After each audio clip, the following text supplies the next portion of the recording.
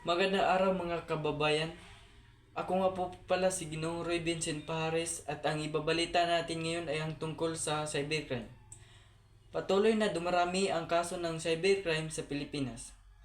Lalo na ngayong mas maraming tao ang gumagamit ng internet para sa pag-aaral, trabaho, at pagkipag-ugnayan sa iba.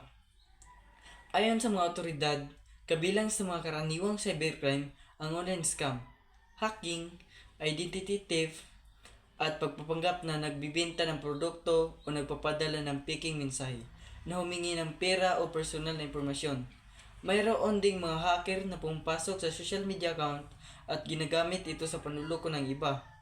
Dahil dito, patuloy ang paalala ng Philippine National Police at Department of Information and Communication Technology na maging maingat sa paggamit ng internet.